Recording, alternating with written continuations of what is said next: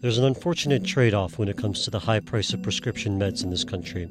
The only way to bring down branded drug prices for many people is to give fewer choices. Despite huge political uproar, campaign speeches, and congressional hearings, pharmacy benefit managers, or PBMs, like CVS, Caremark, and Express Scripts, are the only ones who have really managed to get drug prices down. But PBMs are no white knights. Here's how they do it. They're basically middlemen. They sit between your insurer and drug makers and negotiate discounts. One PBM tactic is to do deals with drug makers that may, for example, give them the biggest discount, and then refuse to cover similar drugs made by competitors. In 2012, there were just 34 drugs that CVS wouldn't cover.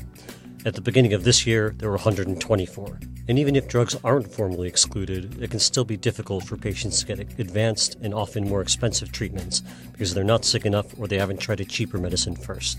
Meanwhile, critics say companies like CVS and Express Scripts reap big profits when they successfully negotiate drug prices. If they negotiate a price of an $80 pill down to $40, a chunk of those savings, often in the form of a rebate, can go to the PBM. The firms say they give much of the savings back to clients, but how much of those savings is tough to tell.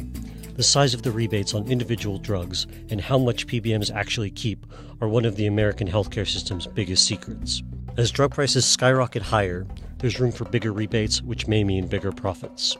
PBM revenue at CVS has grown to $100 billion since it entered the business in a big way almost a decade ago by buying Caremark.